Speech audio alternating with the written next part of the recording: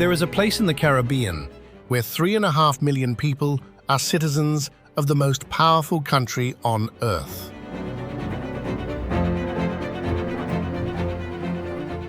They carry its passport.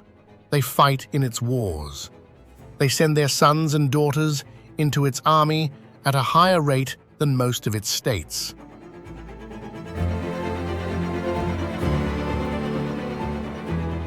And not one of them can vote for the president who governs them. They cannot send a single voting member to the Congress that writes their laws. They have no senator. Their one representative in Washington is allowed to speak and allowed to sit on committees. But when the roll is called, that representative is not allowed to vote.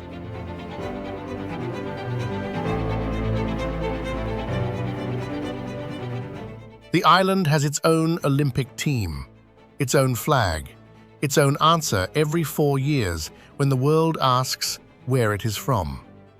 It is not a foreign country. It is not a state.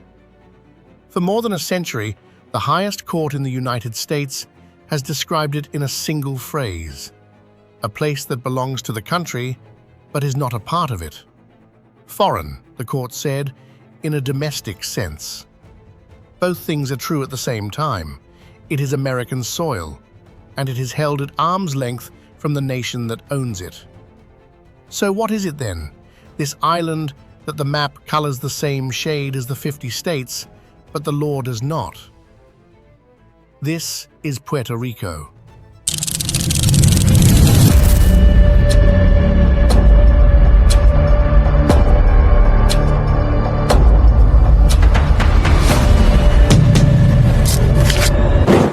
To understand how a place ends up suspended between two words, not a country, not a state, you have to start with the harbor, because everything here began with the harbor. San Juan Bay is one of the finest natural harbors in the Caribbean, deep enough for the largest ships of any age, sheltered from the open Atlantic, positioned exactly where the trade winds carry a vessel from Europe into the New World. Whoever held this bay held the door to an entire hemisphere. The Spanish understood this immediately. In 1493, on his second voyage, Christopher Columbus lands on an island the native people call Boriken. He names it San Juan Bautista. The harbor he names Puerto Rico, the rich port. In time, the names would trade places. The island took the name of the port, and the port became San Juan. 15 years later, a lieutenant named Juan Ponce de Leon arrives to govern it. He is greeted on the shore by a Taino chief, a cacique named Aguebana. What follows is the pattern that would repeat across the Americas for the next 400 years. The Taino had lived here for centuries. By some estimates, 300,000 of them, perhaps more. They farmed cassava. They played a ceremonial ball game in stone courts. They named the island for a valiant lord. Within a single lifetime of Ponce de Leon's arrival, they were almost gone, forced into the gold mines, worked past exhaustion, killed by diseases their bodies had never met. In 1511, a chief named Aguebana II led a rebellion, the first armed resistance on the island. It was crushed. He was shot and killed. By the later half of that century, the Taino numbered around 1,500, from perhaps 300,000 to 1,500. They did not vanish completely. Their blood survives in the people who live here now.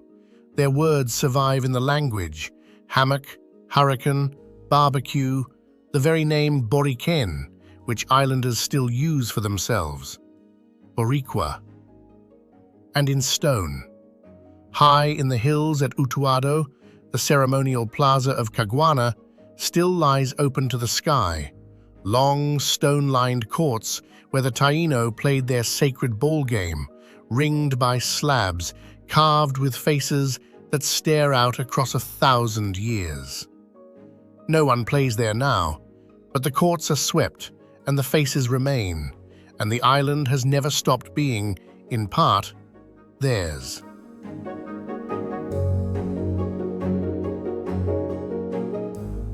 But the nation that greeted Ponce de Leon on the beach was gone, and in its place, Spain built a fortress. They began in 1539.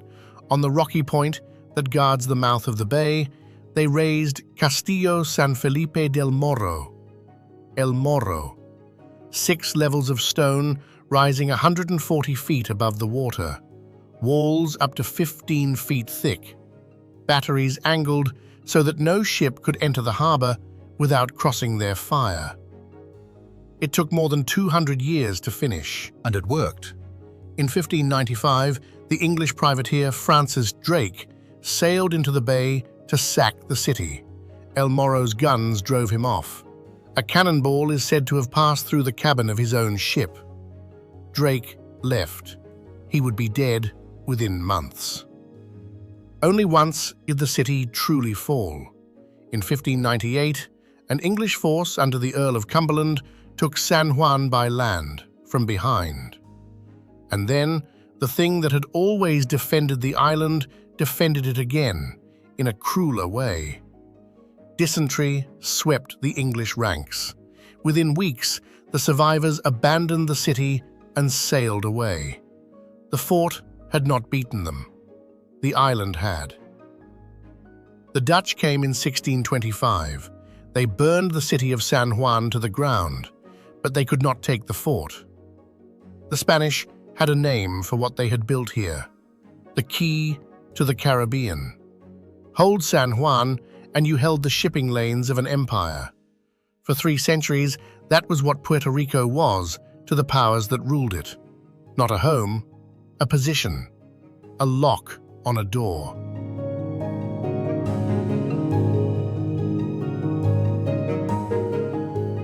But the people living behind the walls were becoming something the empire had not planned for.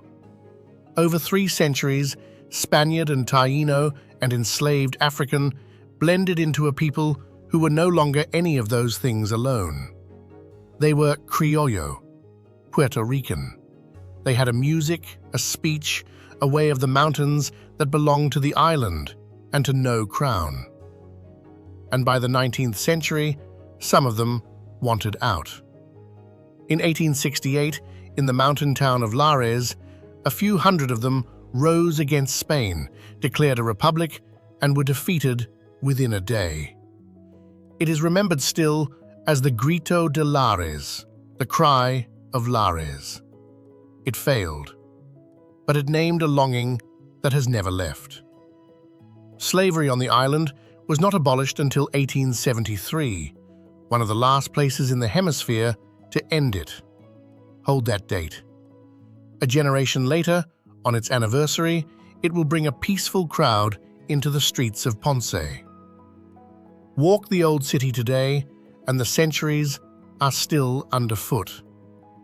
The streets of Old San Juan are paved in blue-gray cobblestones, adoquines, cast from the iron slag that ballasted Spanish ships, then laid down street by street. They shift color in the rain, from steel to deep cobalt. The Fortaleza still stands above the water. Built in the 1530s as a defense against raiders, it became the governor's house, and it has served, in one form or another, as the seat of government here for nearly 500 years. The oldest executive mansion in continuous use anywhere in the Americas. And where El Morro guards the sea, a second fortress guards the land. San Cristobal begun to close the one gap El Morro left, the approach from the east. By the time the Spanish finished, it was the largest fortification they had raised anywhere in the Americas, a city of tunnels and dry moats and outworks stacked one behind the next. From its walls, the sentries watched from small, round stone booths that jut out over the water, the garitas. In time, that little domed sentry box became the quiet symbol of the whole island. A a place built to watch for what might come across the sea. It is on the license plates now.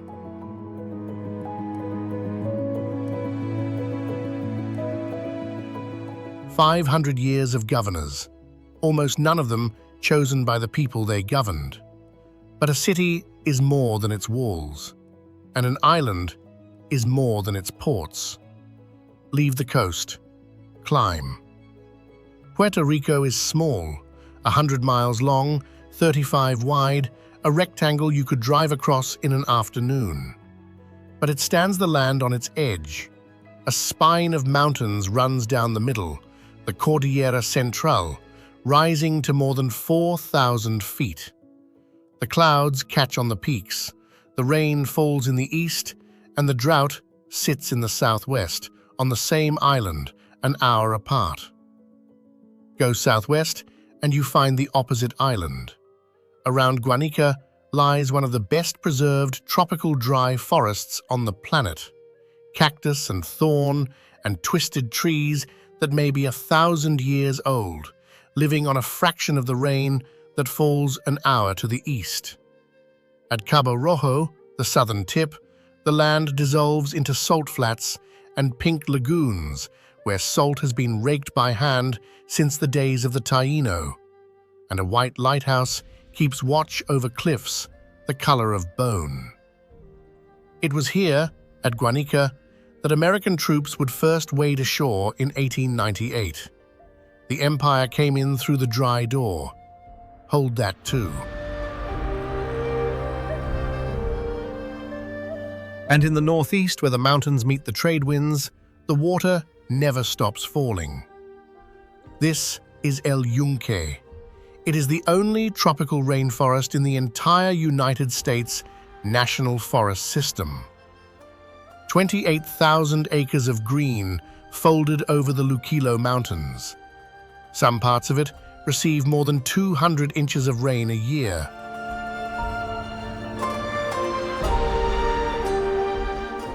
The forest is loud in a way that quiet places are loud.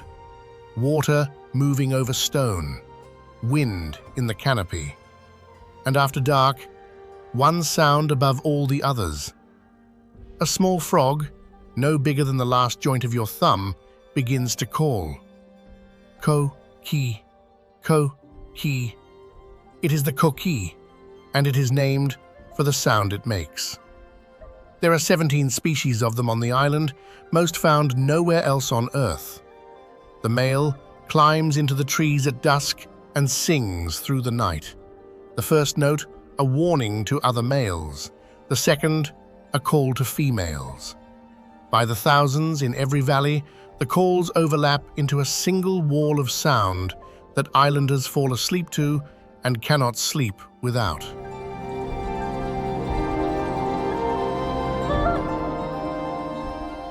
The coqui is the sound of home here. There is an old saying, "De aquí como el coqui," from here, like the coqui. It is what a Puerto Rican says to mean, "I belong to this place and no other." And there is a strange, sad footnote to that saying. The coqui has been carried off the island by accident to other places, to Hawaii, to the mainland. It survives there, it even thrives, but the people who love it say it never quite sounds the same. Remember that. The thing that is most itself on this island changes when it leaves.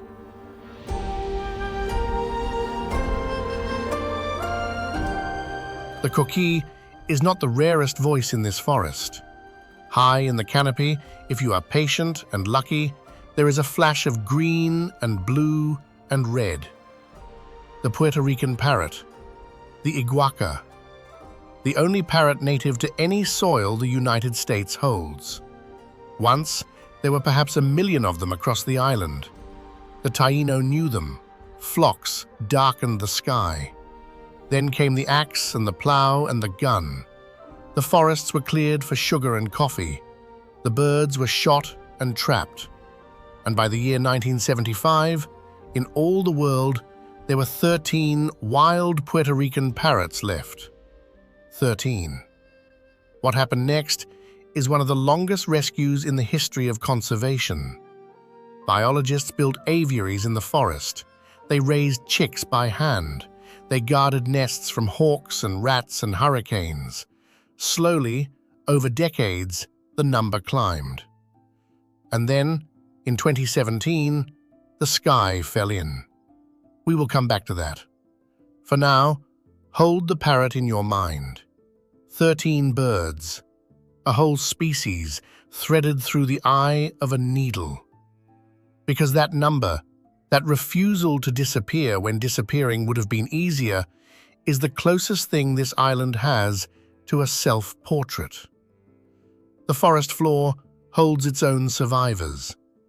A boa moves through the branches after dark, the Puerto Rican boa, the island's largest snake, harmless to people, hunting bats at the mouths of caves. By day, a tiny bird with an emerald back and a red throat darts along the trails, digging its nest into the earthen banks. The toady, small enough to sit on a coin, found, like almost everything here, nowhere else. And under the wet leaves lives a small brown toad, the sapo concho, the Puerto Rican crested toad. It is the only toad native to the island, and for years it was believed to be gone entirely, extinct. Then a handful were found, clinging on in the dry southern hills. Today, they are bred in captivity and released back into ponds built for them, a few thousand at a time. A toad pulled back across the line from nothing. And in the rainy months, the whole coast belongs to the land crabs, the Vieques. They spend their lives in burrows near the mangroves, and then, on certain nights, driven by the moon and the rain, they march. Thousands of them, moving overland toward the sea to release their eggs into the surf, crossing roads and yards and anything else in their path. An old rhythm, older than any road they cross. And off the western tip of the island, alone in the channel between Puerto Rico and the open sea, there is a place almost no one goes. Mona Island, uninhabited, ringed by 200-foot limestone cliffs riddled with caves. They call it the Galapagos of the Caribbean. On Mona lives an iguana found nowhere else on Earth, the Mona ground iguana, a heavy, ancient-looking reptile that has had the island almost entirely to itself for thousands of years. Seabirds nest in the cliffs by the tens of thousands.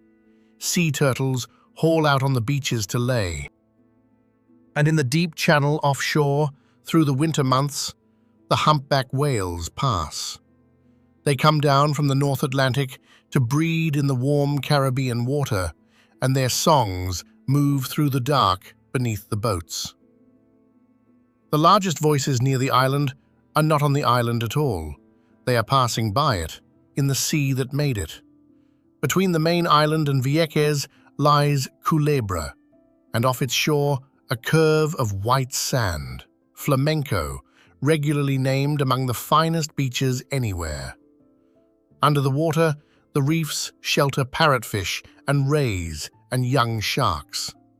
On the darkened beaches in nesting season, the leatherback turtle hauls its half-ton body ashore to dig, as it has since before there were islands here to dig on.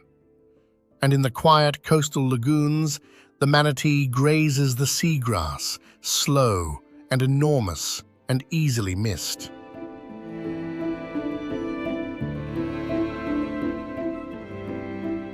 Life here is stubborn. It has to be. This is an island that the sea tries to erase on a regular schedule. Just off the northern coast, the seafloor drops away into the Puerto Rico Trench, the deepest water in the entire Atlantic Ocean, more than 5 miles straight down.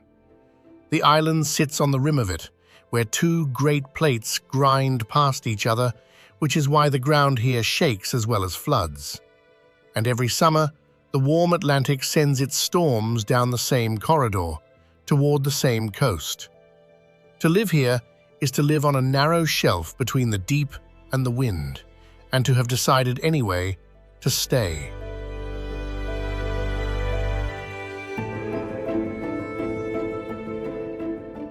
To feel the human heart of Puerto Rico, you have to leave the rainforest and cross into the mountains, into the towns the coast forgets. This is the country of the Jibaro, the mountain farmer, the small plot grower of coffee and plantains, the figure Puerto Rico turned into a symbol of itself.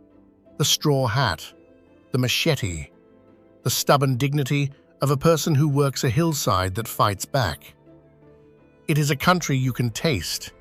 In the roadside kitchens of the Highlands, whole pigs turn slowly over coals until the skin cracks like glass. Lechon, the Sunday food of the mountains. Green plantains are pounded with garlic and crackling into mofongo, and the coffee grown on these slopes was once carried to the tables of European royalty before the storms and the markets nearly broke the trade. Some of the old farms are bringing it back, tree by tree, on the same hillsides the Jibaro has always worked.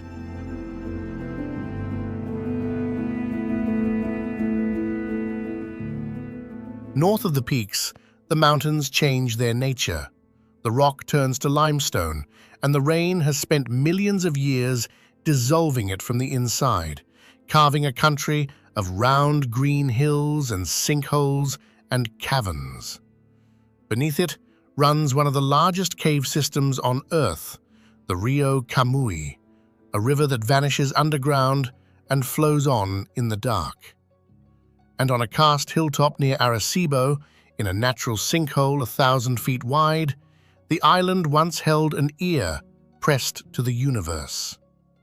For 57 years, the Arecibo Observatory was the largest single radio dish ever built. It listened for asteroids and pulsars. It sent the first deliberate message from humanity toward the stars. It found the first planets known outside our own solar system. In December of 2020, its 900-ton platform tore loose from its cables and crashed through the dish below. The great ear that had listened to everything went silent in a cloud of dust. One more thing on this island that stood for decades and then, quite suddenly, did not. A boy from a town nearby used to bag groceries and make beats in his bedroom. He studied for a while at the university in Arecibo. His name was Benito. Hold on to him. He comes back at the end.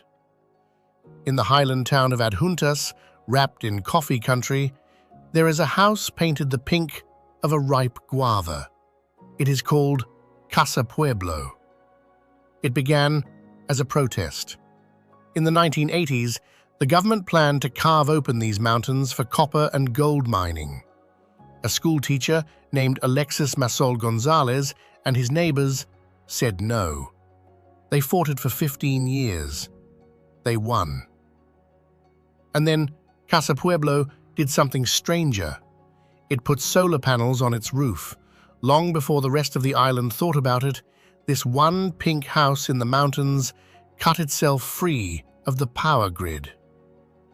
For years, that looked like an eccentric choice. Then it looked like foresight, because the grid this house had walked away from was about to become the great open wound of modern Puerto Rico. Remember the house on the hill with its own sun? We are going to need it later. But before the wound, the music. Because for all its trials, maybe because of all its trials, this island has produced culture far out of proportion to its size. It starts on the coast, in a town called Loíza, where the descendants of enslaved Africans kept alive a rhythm the plantation could not kill. The rhythm is called bomba. A single drummer and a single dancer face each other. But here is the thing that makes bomba unlike almost any music on earth. The dancer leads, and the drummer follows. The dancer's body throws a challenge. The drum has to answer it in the instant or lose the exchange. For enslaved people forbidden almost everything, that was not only a dance, it was a space where a person could give an order and see it obeyed, where a body owned by someone else was, for the length of a song, entirely its own. From Bomba and its cousin Plena, the singing newspaper of the working districts, the rhythm that carried the news and the complaint from street to street, Puerto Rico built outward. In the diaspora of New York, its musicians took Cuban forms and their own and forged salsa, and for a while, the sound of the whole Latin world came out of Puerto Rican hands. And then, in the marginalized neighborhoods of San Juan in the 1990s, out of frustration and hip-hop and Jamaican dancehall came reggaeton, a beat that started as the music of the excluded and ended up conquering the planet. Think about the contradiction in that. A place with no vote in its own government, no seat at the table where its fate is decided. And out of that same small place, one of the most exported cultures alive, a nation without a state that the whole world can hum. Hold that thought. It is going to become the center of this story. But the mountains hide darker things than mines. To understand what it costs to be governed by a power you cannot vote for, you have to go to the southern city of Ponce on a Sunday in the spring of 1937. March 21st, 1937, Palm Sunday. The Nationalist Party has organized a peaceful march. They have their permits. They gather to commemorate the end of slavery on the island and to protest the imprisonment of their leader, a Harvard-educated lawyer named Pedro Albizu Campos. The marchers are unarmed, cadets in black shirts, a band, women and children on the sidewalks. The insular police form up around them, a force answering directly to the island's governor, a man appointed not by Puerto Rico but by Washington, General Blanton Winship. The band begins to play the island's anthem. The marchers step off, and the police open fire. They fire for more than 15 minutes. When it ends, 19 people are dead. More than 200 are wounded. Most of the dead were shot in the back, running. A young cadet, dying against a wall, dips his finger in his own blood and writes on the plaster, "Long live the Republic! Down with the assassins!" It became known as the Ponce massacre. An independent commission placed the blame squarely on the governor's order. Let that sit. There is no silver lining to reach for here. 19 unarmed people on their own soil, killed by police under the command of a governor they had no vote in choosing. That is the shape of the wound this whole documentary is circling. Not poverty, not hurricanes, the older thing underneath them, the fact of being ruled without consent. And it did not begin or end at Ponce. To see how the island arrived at that Sunday, we have to go back to the year the flag changed. 1898. Spain and the United States are at war. On the 25th of July, American troops land in the southern town of Guanica, through the dry door we stood in earlier. Within weeks, the fighting is over. By treaty at the end of the year, Spain hands Puerto Rico to the United States, along with the Philippines and Guam. 400 years under one empire ends, and a new arrangement begins, one that has never been given a name that fits. Because the United States did not quite know what to do with what it had won. It had taken territories before, but always with the understanding, spoken or not, that a territory was a state in waiting. Settle it, populate it, and in time, it joins the Union as an equal. Puerto Rico was treated differently. In a series of decisions beginning in 1901, the Supreme Court invented a new category for it, the unincorporated territory, a place that belonged to the United States but was not on the road to becoming part of it. The Constitution, the court ruled, did not fully follow the flag. Some of it applied here, some of it did not. Congress would decide which and when and how much. Foreign, the court wrote, in a domestic sense. More than 120 years later, that doctrine has never been overturned. As recently as 2022, the Supreme Court leaned on it again to uphold the government's right to deny disability benefits to citizens simply because they live in Puerto Rico rather than a state. Remember the court's phrase, foreign in a domestic sense. It is not a relic. It is still the machine that runs. In 1917, with a world war on and men needed, Congress passed a law granting United States citizenship to the people of Puerto Rico. It was, and still is, argued over. Was it a gift or a draft notice? The timing was hard to ignore. Citizenship in the spring, and within weeks, Puerto Ricans eligible for conscription into a war in Europe. Around 20,000 would serve. Whatever the intent, the result was a citizenship with a hole in the middle of it. Puerto Ricans became Americans who could be drafted, bound by federal law, subject to the decisions of Washington, and who still could not vote for the president who could send them to die, or elect anyone who could vote on the laws that governed them. The same citizenship, missing its center.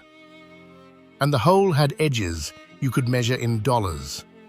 A law from 1920, the Jones Act, requires that anything shipped from the mainland to the island travel on vessels built in America, owned in America, crewed by Americans, the most expensive shipping in the world.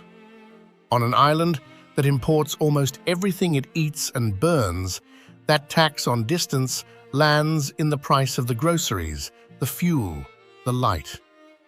A century on, Puerto Ricans still pay more for less, in part because of a rule written for them, without them.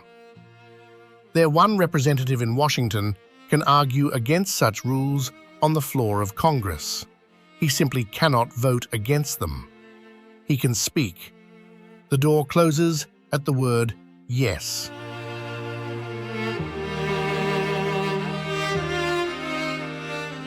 For a while, the island's leaders tried to build something inside that hole. The central figure was a poet's son named Luis Muñoz Marin. In 1948, he became the first governor of Puerto Rico actually elected by Puerto Ricans, rather than appointed from Washington. The first after 450 years. Muñoz Marin's answer to the island's limbo was a new status invented in 1952. In Spanish, the Estado Libre Asociado, the Free Associated State. In English, they called it a Commonwealth. It gave the island its own constitution, its own elected government, real control over its own local affairs. And it left every hard question exactly where it had been. The island was still a territory, still under the ultimate power of a Congress it could not vote for. Muñoz Marin believed the limbo could be lived in, that dignity and prosperity could be built inside it without resolving it. For a generation, with an industrialization drive called Operation Bootstrap, it looked like he might be right. But there was a cost to Operation Bootstrap that the brochures did not mention. The planners believed the island was too crowded to prosper, and so, alongside the factories, came a program to reduce the number of people being born. It was called simply La Operación, the operation. Sterilization, offered in factories and clinics, often presented as the normal thing a woman did after her children, frequently without a clear explanation that it could not be undone. By the 1960s, by some measures, around a third of Puerto Rican women of childbearing age had been sterilized, the highest rate anywhere in the world. And in the same years, On the same island, Puerto Rican women were used as the first large human test of the birth control pill, dosed with amounts far higher than would ever be sold. Some of them never told they were part of an experiment. Progress, the planners called it. It is worth saying plainly what a great deal of it was. A decision made about Puerto Rican bodies by people Puerto Ricans had not elected, in the service of a plan Puerto Ricans had not written. The limbo Muñoz Marín thought could be lived in had a flaw, and underneath the flaw was this.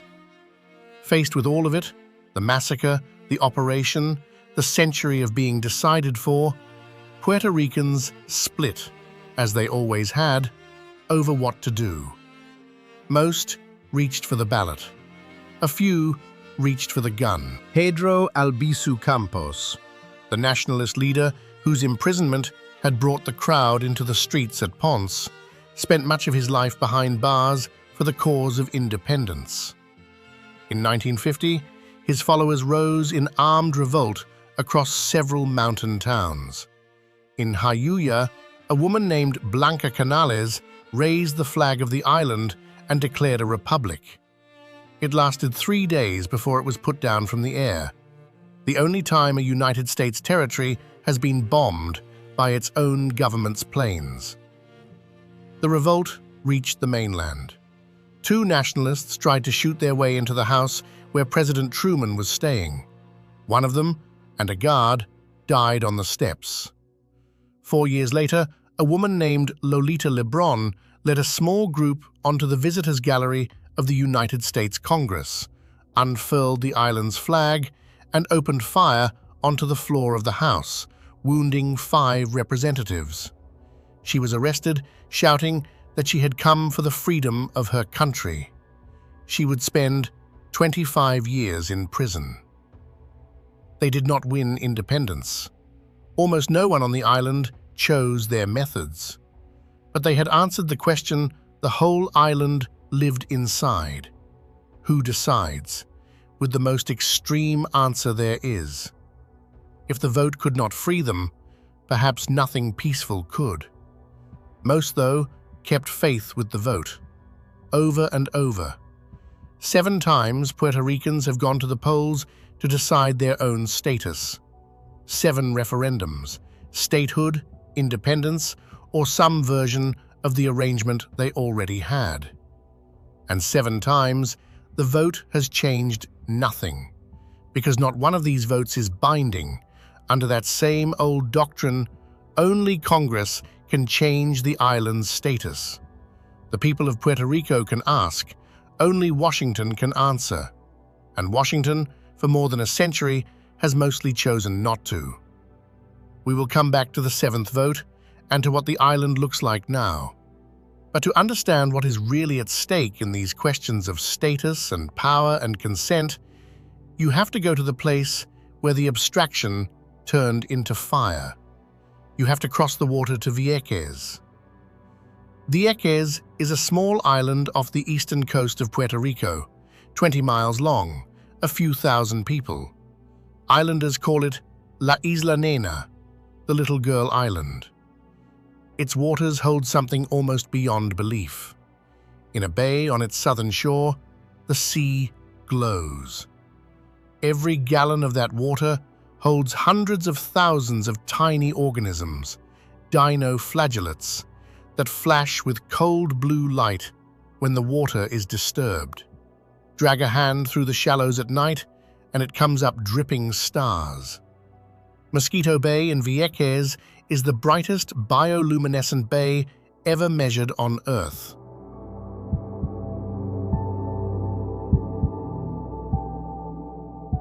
For most of the 20th century, almost no one saw it, because almost no one was allowed near.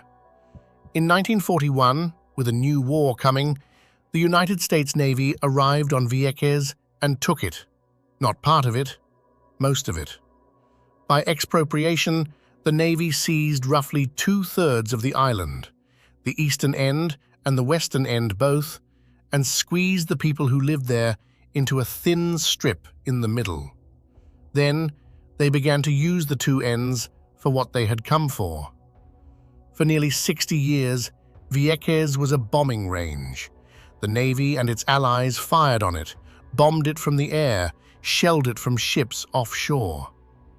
In some years, the eastern end of the island was bombarded for 180 days.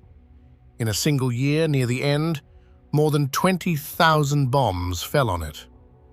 A geographer who studied the island wrote that the eastern tip had more craters per square mile than the surface of the moon. Into the ground and the water went the residue of all of it.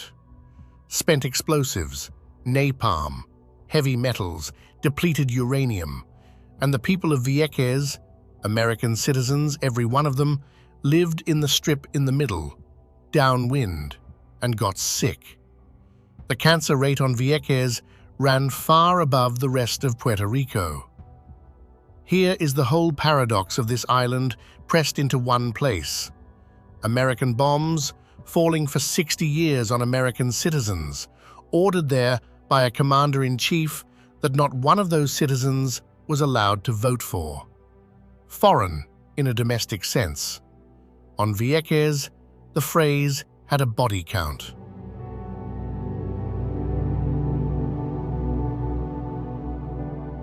For decades, the people of Vieques protested, and for decades, little changed.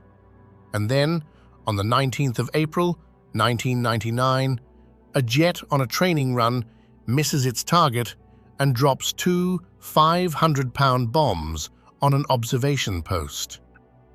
A civilian security guard Named David Saines is killed. He was not a soldier, he was a Viequense, a son of the island, working a job. And his death broke something open that 60 years of bombs had not. What followed was the largest act of civil disobedience in Puerto Rico's modern history. Protesters climbed the fences and camped on the range so the bombing could not resume. Fishermen put their small boats between the warships and the shore. Church leaders, students, grandmothers, independence fighters, and statehood supporters who agreed on nothing else. All of them, in the water, in the way. They were arrested by the hundreds, they came back, and they won. On the 1st of May 2003, after 62 years, the United States Navy fired its last shell into Vieques and left. It is one of the few times in this long story that the answer to the question, who decides, turned out for a moment to be the people who actually lived there. But winning is not the same as being made whole. The Navy left the bombs behind, unexploded in the ground, dissolved in the water. The cleanup has crawled for more than 20 years and is not finished. Much of the old range is a wildlife refuge now, closed to the people it was taken from, because it is still too dangerous to walk. And out in the dark, the bay still glows. The same cold blue light flaring over water that sits above a poisoned shore. Beauty and wound in the same frame, refusing to cancel each other out. That is Vieques. And Vieques is Puerto Rico, told small. Which brings us at last back across the water, to the island as it stands right now. Because the wound did not close, it moved. On the 20th of September 2017, Hurricane Maria came ashore as a Category 4 storm, the strongest to hit the island in nearly 90 years. It took the whole grid down, every customer. In an instant, 3.5 million American citizens were in the dark, and most of them would stay that way for weeks, many for months. It became the longest blackout in United States history. The island's own government first reported a death toll of 64. Later, careful studies put the true figure at close to 3,000, most of them dying not in the wind, but in the long, hot, powerless weeks after, when the dialysis machines stopped and the oxygen ran out and the hospitals went dark. And into that, 2 weeks after the storm, the President of the United States arrived, stood in a relief center, and tossed rolls of paper towels into the crowd like prizes at a game.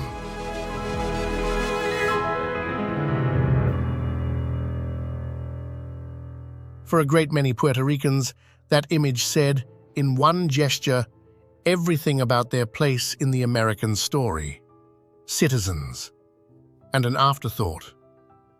But the island had one more answer left in it, the same answer it had given on the beaches of Vieques. In the summer of 2019, hundreds of pages of private chat messages between the governor, Ricardo Rossello, and his inner circle were leaked.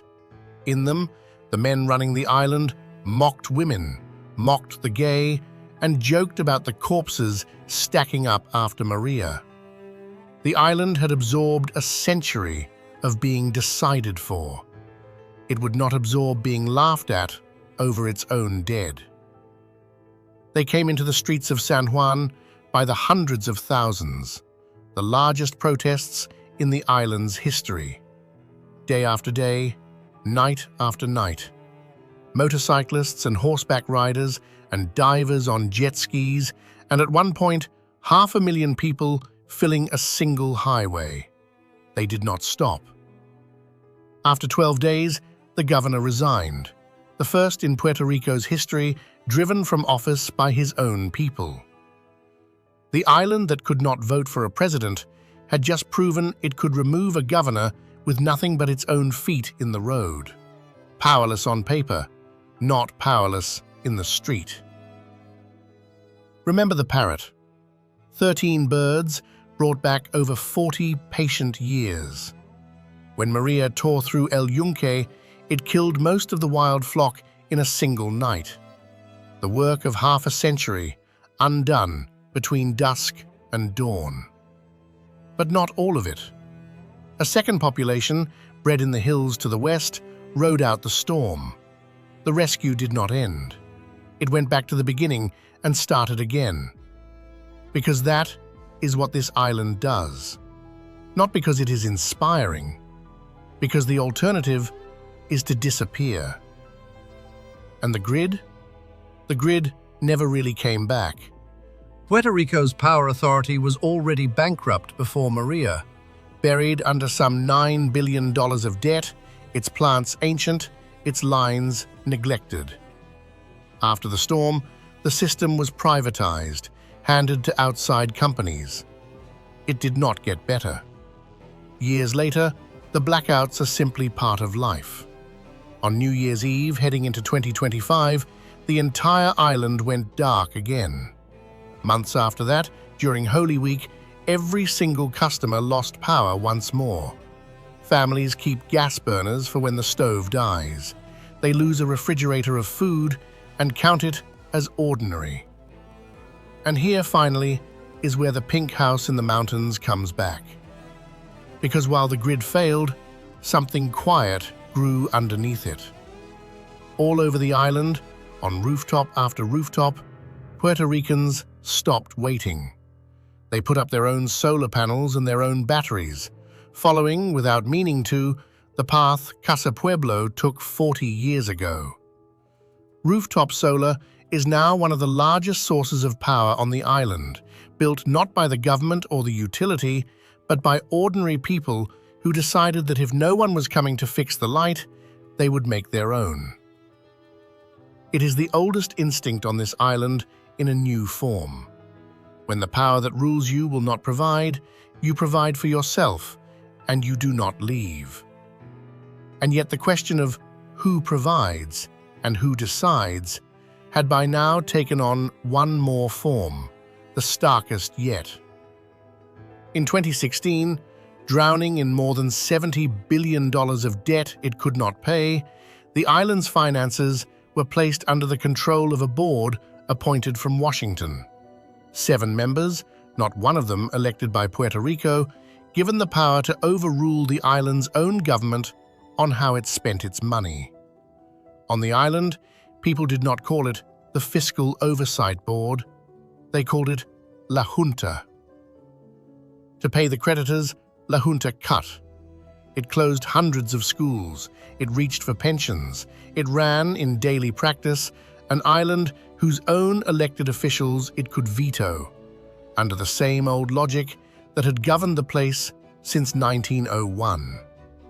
A territory. Its purse in hands its people did not choose. Foreign, in a domestic sense. The phrase keeps finding new bodies to inhabit, which is exactly what makes what the island did next so stubborn. On the 5th of November 2024, Puerto Rico voted on its status for the 7th time, and for the first time in its history, the ballot did not even offer the option of staying as it was. Only 3 doors: statehood, independence, or free association. Any door but this one. Statehood won, with just under 59%, as it had in the vote before and the one before that. And in Washington, as it has for a century, nothing happened. The vote was not binding. Congress did not act.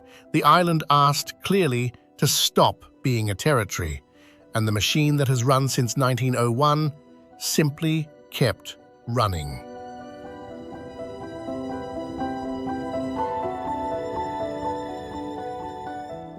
There is one more voice in this story, the loudest one the island has ever produced.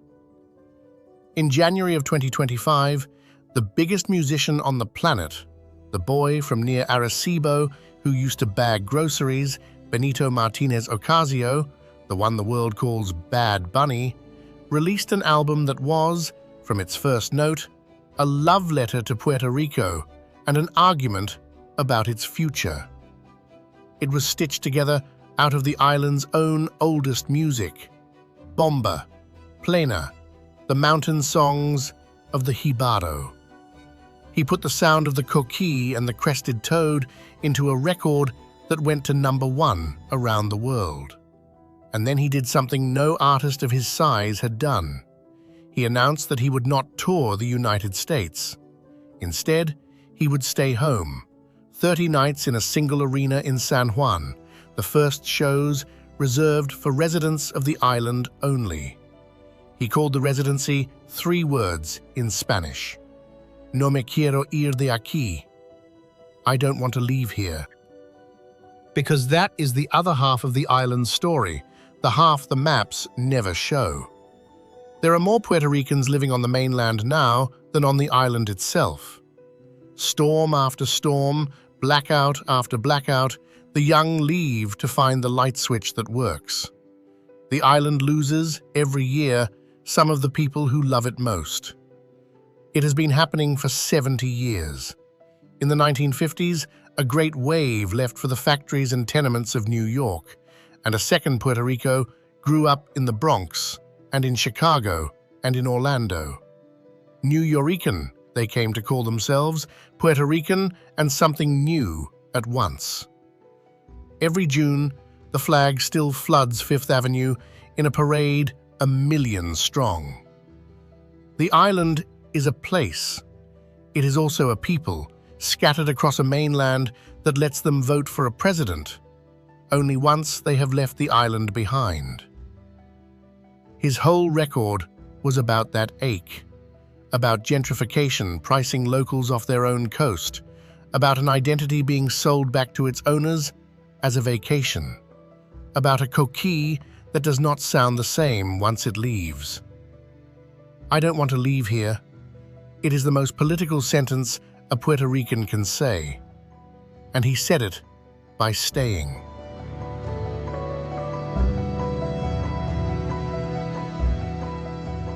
So, return to the question we started with. There is a habit of the mind, on the mainland, worth naming out loud. We look at the map, and the island is colored the same as the rest, and so we assume it is the same. A warm corner of the country, a cruise stop, a beach with a familiar flag. We assume the question of Puerto Rico is settled, because on our map, it looks settled. It is not settled. it has never been settled. The island has spent 500 years as a position on someone else's board, the key to a Spanish sea, an unincorporated footnote in an American century, asked to belong to something that will not fully claim it, and kept from fully belonging to itself. Not a country, not a state. The title of this film was never a riddle to be solved. It is the actual, legal, daily condition of 3.5 million people. And here is the thing the limbo could not do. It could not stop them from becoming a people. An island that was never allowed to be a nation built one anyway. Out of a rhythm the plantation could not kill. A frog that sings its own name. A fortress that outlived every empire that manned it. A parrot pulled twice from the very edge of nothing. A governor thrown out by 500,000 people in the road. A bay that glows over poisoned ground, and a stubbornness that puts solar panels on the roof and refuses to be the last one to leave.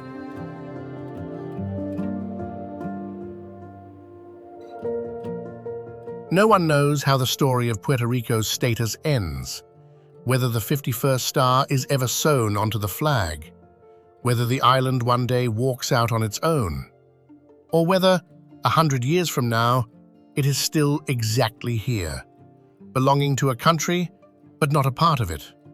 Foreign, in a domestic sense. The island has given its answer 7 times. It is still waiting to hear if anyone with the power to reply is listening.